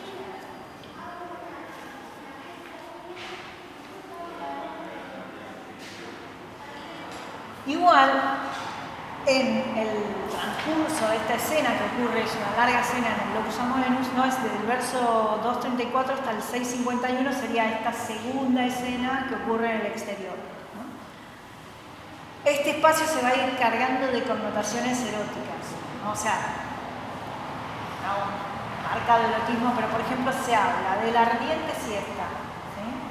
La siesta es digamos, el momento también del encuentro amoroso, pero ya más de la unión sexual. Y además se describe, a ver si vos te acordás, si lo viste, ¿por qué se aparta Casandra? ¿Por qué se sale del camino? Bueno, no importa. A ver si lo tengo. O sea, ella se quiere separar un poco del... O sea, quiere parar y... lo que quiere hacer es mojarse los pies.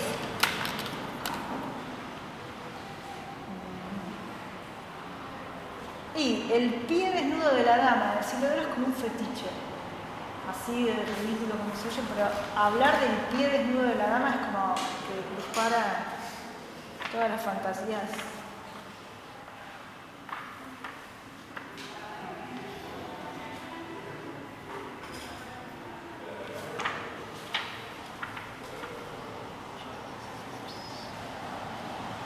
Esto lo dice el Marqués cuando aparece.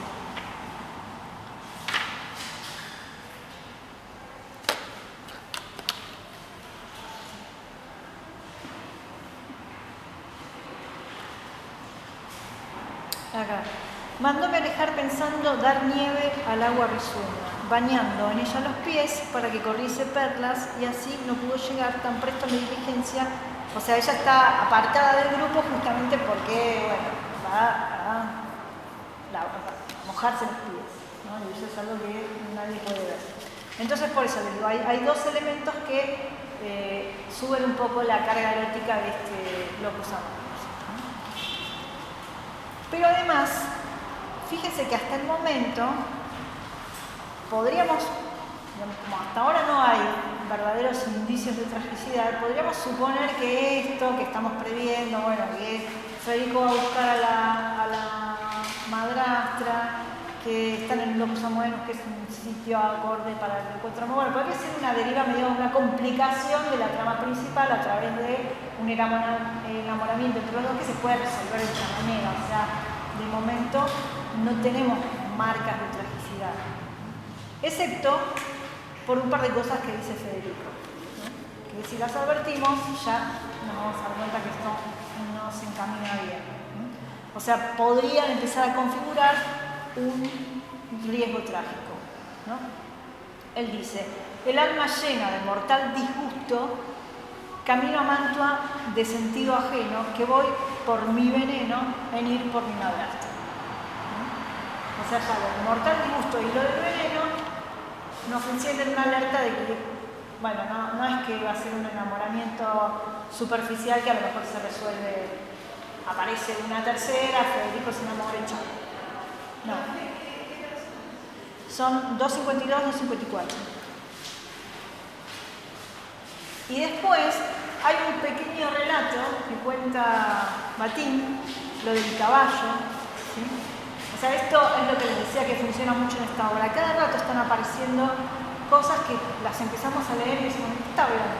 Bueno, es un cuentito ejemplar, un relato de un caballo que es domado por un león, ¿no? Y se presentóle un vasallo al rey francés un bárbaro caballo, de notable hermosura, sin el nombre y por la nieve pura, de la piel que cubrían las lisas canas que a los pies caían, de la cumbre del cuello levantando la pequeña cabeza. Finalmente le dio naturaleza, que alguna dama estaba imaginando, hermosura y desdén, porque su furia tenía por injuria sufrir al picador más fuerte y directo. El picador sería el domador o el jinete. Viendo tal hermosura y tal siniestro, mandó el rey echar en una cava a un soberbio león que en ella estaba, y en viéndole feroz, apenas viva el alma sensitiva, hizo que el cuerpo alrededor se entolde de las crines, que ya crespas sin molde, si el miedo no lo era, formaron como lanzas blanca y fera, y en espín erizado.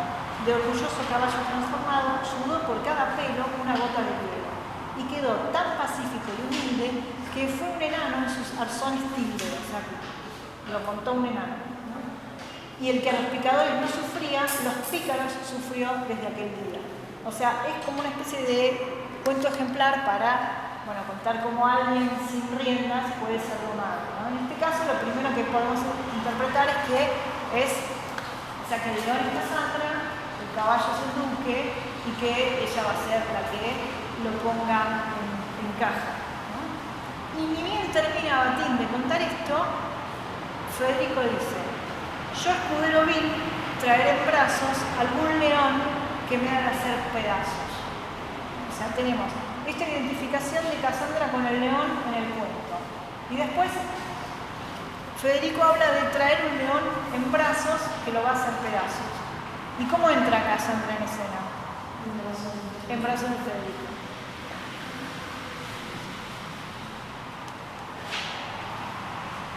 Entonces ya tenemos varias cosas que permiten una prefiguración trágica. Además, mientras están sosteniendo este diálogo, se oyen los gritos, ¿no? Se oyen los gritos de las damas y Federico va al rescate.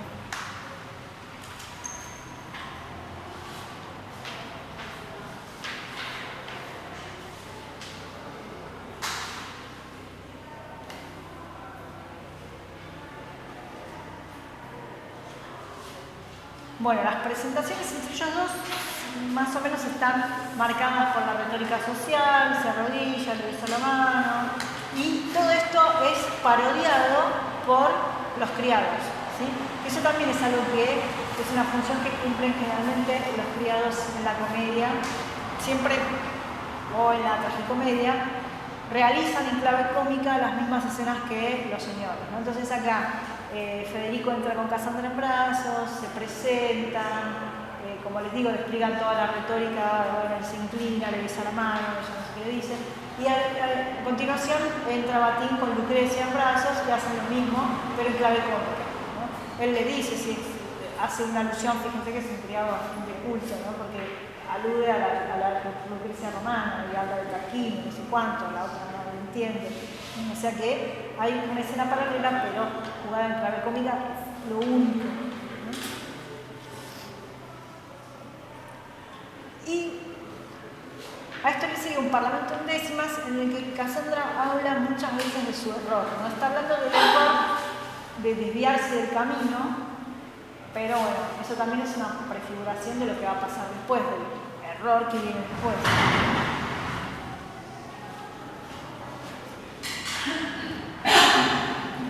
Dice: dicha ha sido haber errado el camino que seguí, pues más presto os conocí por yerro tan acertado. O sea, lo conocí antes por yerro tan acertado. Cual suele en el mar airado la tempestad después de ella ver aquella lumbre bella, así fue mi error la noche, mar el río, nave el coche, yo piloto y vos mi estrella. O sea, bien, está comparando con un naufragio todo lo que le pasa, ¿no? Del que sale rescatada, pero también resuena en lo que va a pasar después. Y Federico habla, así, esto viene bien para que enfaticemos esto, habla de su segundo nacimiento, ¿no? Entonces ella se convierte figurativamente en su madre.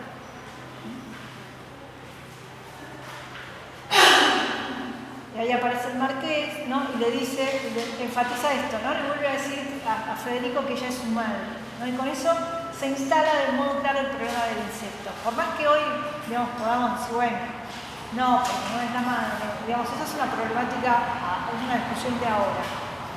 Para los parámetros y para lo que plantea la obra, ella es casi como si fuera la madre. O sea, es un delito, o sea, una relación entre ellos dos no solamente sería adúltera, sería mala por adúltera si ella se casa con el duque, sino que además sería incestuosa.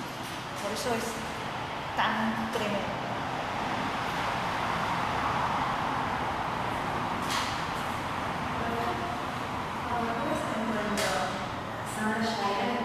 No, iba a casarse, viste que bueno, en un momento ella dice, porque es inmediato, ¿no? Entonces, además, los dos criados, ambos, le dicen, tanto Batín a Federico como Lucrecia a Casandra, y este es mucho mejor para vos, ¿no? O sea, Batín le dice, esta está mejor para vos que para tu padre, y Lucrecia le dice, este, o sea, es más adecuado a vos que el duque, seguro, porque tiene tu edad, joven. Y entonces ella en un momento dice, bueno, pero ya está, porque si me vuelvo a Mantua ahora, además se resiste un poco por la fama que tiene el duque, ¿no? Porque ella sabe la fama que tiene el duque. Bueno, si quiere ir a casar con un casquivano. Entonces, si me vuelvo amante, mi padre me mata. Y, bueno, si me caso con este otro, o sea, peor. Así que no tengo escapatoria. O sea, que una relación entre ellos es imposible, porque aún no casamos con el duque, tampoco se podría casar con Federico. Entonces, bueno, decidí seguir. Bueno, y en este momento, o sea, justo cuando aparece esta cuestión de la madre, del hijo, yo qué sé, aparece, digamos, fuertemente el elemento mitológico, lo que les decía hace un rato, ¿no? Hay un parlamento de Federico que dice: señor Marqués, yo quisiera ser un Júpiter entonces que transformándose cerca, o sea, el Marqués le está diciendo, bueno, qué bien, qué justo que vos, que la tenés que llevar frente a tu padre, seas el que la haya rescatado. Y enfatizan esto, ¿no? Así rescatás a tu madre, se lo llevas a tu padre, etc. Entonces Federico dice: señor Marqués, yo quisiera ser un Júpiter entonces que transformándose cerca en aquel ave imperial, aunque las plumas pusiera a la luz de tanto sol, ya de faetón que soberbia entre las doradas uñas, tuzón del pecho la hiciera, y por el aire de los brazos, por mi cuidado la vieran, los del duque mi señor. Versos 561 y 552. ¿Y qué tenemos acá? Tenemos mencionado a Júpiter, ¿no? ¿Y a quién habíamos caracterizado como Júpiter? Al duque. O sea que, en definitiva, lo que Federico está diciendo es que quisiera ser mi padre.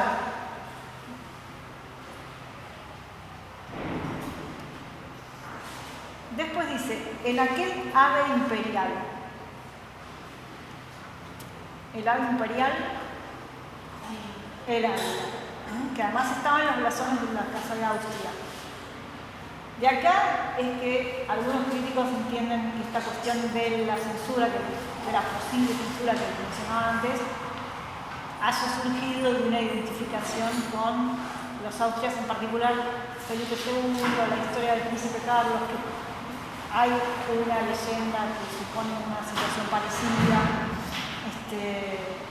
O también Felipe IV, que también tenía algunas novias sueltas por ahí. Pero bueno, digamos, porque acá hay unas alusiones claras a los austrias, más de una, ¿no? Además del ave imperial. Y una cosa, el ave imperial, ¿no? O sea, Júpiter, ¿en qué mitos, se acuerdan, se transforma en un águila para raptar a quién? A Ganimedes. O sea, es la metamorfosis que aplica para raptar a Ganimedes. En realidad, acá lo que entiendo yo que estaría funcionando es más que el objeto del rapto, el mito, es digamos, en qué se metamorfosea. O sea, para poder aludir a la metamorfosis del águila, retoma el mito de Ganimedes, no porque Casandra la podamos identificar con Ganimedes. O sea que acá, digamos, la alusión tiene que ver con eso, con tomar la forma del águila. Y después hay otro personaje mitológico aludido que es Faetonte. ¿Sí? Faetonte, ¿se acuerdan del mito? Es el que le pide, es hijo de Apolo, le pide el carro del sol para regirlo, lo quiere conducir y evidentemente no puede, provoca un desastre, o sea, no puede dominar a los caballos, entonces va con el carro desbocado, ¿no? Y produce desastres, se acerca mucho a la tierra, provoca incendios, sube demasiado, hasta que el mismo, Júpiter, Zeus lo tiene que fulminar con un rayo para que detenga todo esto. Entonces, en el siglo de oro frecuentemente la imagen de Faetón es utilizada para aludir a la soberbia, a la arrogancia, porque en realidad Faetón no sabe que es hijo del sol hasta que se entera y entonces dice: soy hijo del sol, bueno, listo. Y entonces empieza: préstame el carro. Y el otro le dice: no, todo lo que quieras, ahora que sé que sos mi hijo y que te reconozco como mi hijo, todo lo que quieras, pero el carro no. Préstame el carro. Y al final cede y pasa eso. Pero además, de asociarse a la soberbia y a la arrogancia, la figura de Faetón suele ser utilizada para identificar a los malos gobernantes, a los malos regidores. Y fíjense que, ¿qué pasa? Una de las preocupaciones del duque cuando se tiene que ir en el tercer acto es que gobiernen bien su casa. Y el gobierno de su casa, bueno, de su casa y de su gente, queda precisamente a cargo de Federico. Entonces, esta mención de Faetón identificada con Federico también, digamos, aproxima sentidos de lo que va a pasar después. O sea, justamente el acercamiento entre él y Casandra se da, ¿no? O sea, cuando le dan rienda suelta a su relación es cuando están solos, no solos en la casa, porque nunca están solos, digamos, pero cuando no está el duque y Federico está a cargo del gobierno de la casa y de los territorios. Bueno, y después hay un último personaje mitológico aludido, muy indirectamente, puede ser que se vuelva más complicado identificarlo, pero es Jasón, cuando habla del Tuzón. El Tuzón es también una insignia, digamos, es una insignia de los Austrias, o sea, está asociado emblemáticamente a la monarquía de los Austrias, y el Tuzón de oro está como identificado con el vellocino de oro, es como que fuera una reliquia del vellocino de oro. Entonces, por eso podemos identificar a Jasón ahí. Y fíjense que la historia de Jasón también tiene que ver con raptos, con robos, ¿no? Porque él roba el vellocino de oro y a Medea. O sea, bueno, Medea se va voluntariamente con él, pero es como que la saca de su tierra, de su padre, de su casa. ¿Se entiende esto? ¿Sí? Bueno.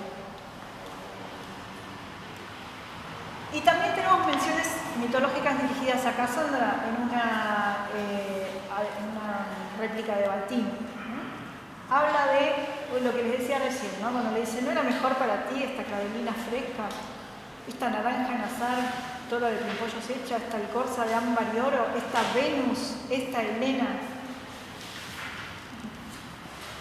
O sea, justo dos personajes famosos por su belleza, pero también una por su inclinación a los amores adúlteros, ¿no? Venus tiene un marido y muchos novios.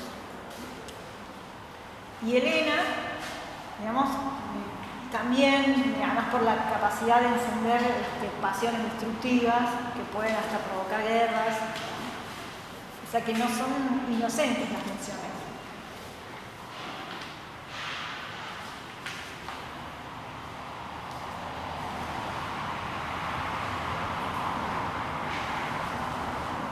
Bien, y luego de esto, esto cerraría la segunda escena, ¿no? O sea, la escena de exteriores, y ya nos encontramos en el palacio de donde no vamos a salir.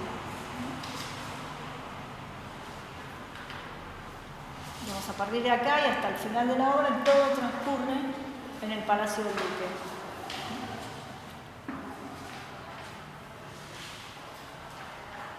Acá aparece en el comienzo de esta escena la cuestión de la sucesión, de la herencia, ¿no? Que dice, bueno, me tengo que casar porque si no, al morir, los deudos y los vasallos podrían pleitear, incluso llegar a ir hasta la guerra. O sea, Federico, como les decía, es hijo del duque, pero es hijo natural, es un hijo bastardo. Entonces, bueno, sus derechos a la herencia son relativos.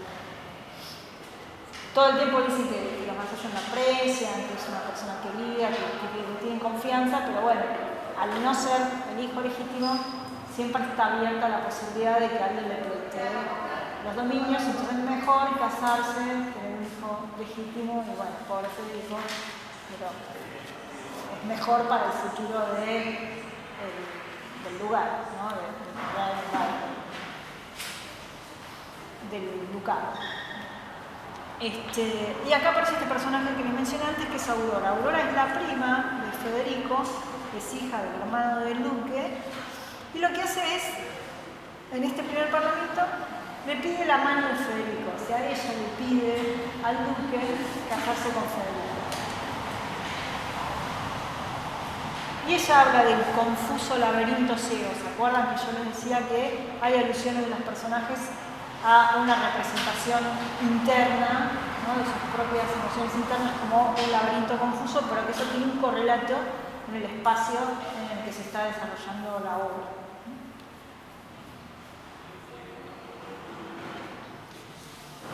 Y bueno, el duque está muy de acuerdo con que se celebre esta unión, le parece perfecto. Y de hecho ella habla de un pasado del que no somos nunca testigos y que además todo lo que sucede después parece desmentirlo, pero ella dice como que son inseparables, que Federico y ella se han criado como hermanos, pero bueno, que son inseparables y que después crecieron así, que están enamorados y que seguramente él va a tener el casamiento y que además ella tiene bienes acordes a la condición de Federico, es decir, que al perder además la heredad, si su padre se casa, no va a quedar en una posición de desventaja porque ella tiene posesiones, tiene dinero, tiene tierras, tiene todo lo que le corresponde por la herencia del hermano del duque. Entonces, bueno, el otro dice, sí, perfecto. Bueno, y ya para cerrar el acto quedan Batini y Federico. Bueno, en realidad no, perdón, para cerrar el acto, en realidad lo importante es que llegan todos, ¿no? Llega Cassandra con toda la comitiva a presentarse ante el duque, ¿no? Se hacen las presentaciones y, digamos, esta sería como una segunda entrada de Cassandra, ¿no? La primera está medio fallida en el Locus Amoenus, el palacio de Federico, y ahora entra al palacio, ¿no? Entra a espacio que ella caracteriza. Se hacen todas las presentaciones y quedan, sí, para cerrar el acto, Batini y Federico ya, digamos, empieza a condenar sus propios pensamientos por desvallados.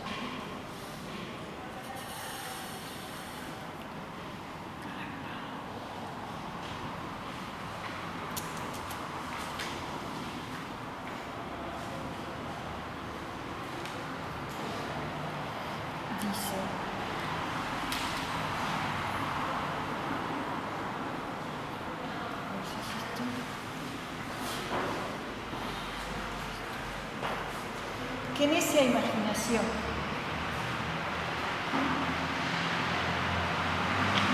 ¡Qué necia imaginación! ¿Cómo necia? Contestaba Batini. ¿Qué tenemos? Bien dicen que nuestra vida es sueño y que todo es sueño. Porque no solo dormidos, pero aún estando despiertos, cosas imagina un hombre que al más abrazado enfermo con frenesí no pudieran llegar a su entendimiento. Fíjense cómo esto tiene relación con lo que les decía de esa trama que se escapa a la razón, ¿no? Eso que está todo en el marco de la imaginación, del pensamiento, del sueño, o sea, como que está fuera del logos, ¿no? Y por eso mismo es una trama que no se puede nombrar. Y acá Batini tiene también su momento de gracioso porque le contesta: dices bien que alguna vez entre muchos caballeros suelo estar y sin querer se me viene al pensamiento dar un bofetón a uno o morderle del pescuezo. Si estoy en algún balcón estoy pensando y temiendo echarme de él y matarme. Si estoy en la iglesia oyendo algún sermón imagino que le digo que está impreso. Dame ganas de reír y si voy en algún entierro, y si dos están jugando, que les tiro el candelero. Si cantan, quiero cantar, y si alguna dama veo, en mi necia fantasía, asirla del buen intento, y me salen 1000 colores como si lo hubiera hecho. O sea, es un parlamento humorístico medio ridículo, que es casi lo único. Y Federico sigue: Jesús, Dios me valga, afuera desatinados conceptos de sueños despiertos, yo tal imagino, tal pienso, tal me prometo, tal digo, tal fabrico, tal emprendo, no más, extraño locura. Y el otro le dice: pues tú para mí secreto, Batini, no es cosa que hice, así nada te reservo, que en las imaginaciones son espíritus sin cuerpo, lo que no es ni ha de ser, no es esconder de mi pecho. Y si te lo digo yo, negarásmelo. Primero que puedas adivinarlo, habrá flores en el cielo y en este jardín estrellas. Pues mira cómo lo acierto, que te agrada tu madrastra. Y estás en ti diciendo: y estás entre ti diciendo, no lo digas. O sea, fíjense cómo funciona esto que les decía, ¿no? O sea, mientras está en el plano de lo pensado, de lo soñado, de lo imaginado, de lo que no se puede decir, de lo que no está dentro de la razón, de lo que no pasa las palabras, bueno, está ahí. Ahora, cuando el otro está a punto de decirlo, él lo corta y le dice, no lo digas. Es verdad, pero ahí queda. Pero yo, ¿qué culpa tengo? Pues el pensamiento es libre. Y tanto como por su vuelo, la inmortalidad del alma se mira como en espejo. Bueno. Después viene el dichoso lucro, qué sé yo.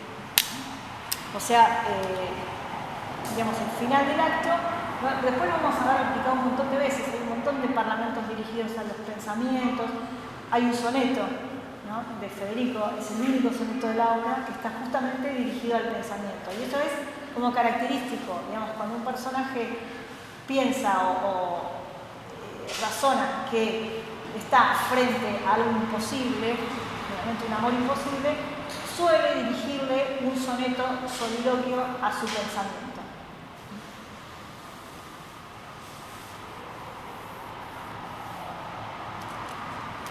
Entonces, fíjense cómo al hablar de los sentimientos que experimenta por Cassandra, Federico habla de necia imaginación, sueños, desatinados conceptos de sueños despiertos, imaginaciones, pensamientos. O sea, toda una selección léxica que confirma esta línea que les decía, ¿no? Que lo que sucede entre Cassandra y Federico es algo que no se puede decir.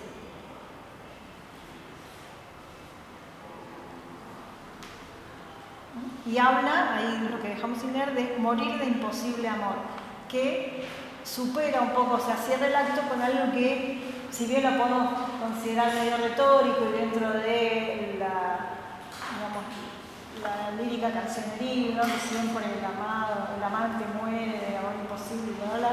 Acá sabemos que, o podemos intuir por todas las señales trágicas que tuvimos al principio, que va a ser más que eso, que es más que la retórica de los cancioneros, que es efectivamente lo que va a pasar. Bueno, hasta acá llegamos. ¿Alguna duda, pregunta, comentario, observación? ¿No se que haya una referencia a mí que se me pareció a la película? Cuando Federico habla de la mantua y la del remedio. Sí, en realidad no sé si será directamente una alusión a una historieta, no sé si era, digamos, o sí en el sentido de que esa trama también era como conocida. También, digamos, la fuente, no sé si es la misma, la de la historia de la historieta que digamos, dramatiza Shakespeare, quizás sea alguna de estas novelas que hasta el mismo Bandero, no lo sé con seguridad, pero digamos eran como historias que vienen como de la misma base. O sea que no sería una alusión directa a Romeo y Julieta, pero sí algo que nos puede evocar eso por ser parte como de una misma fuente. Bueno, el jueves entonces terminamos con el castigo y pues entendido en términos literarios, ¿no? Terminar con el castigo literalmente y ya terminamos.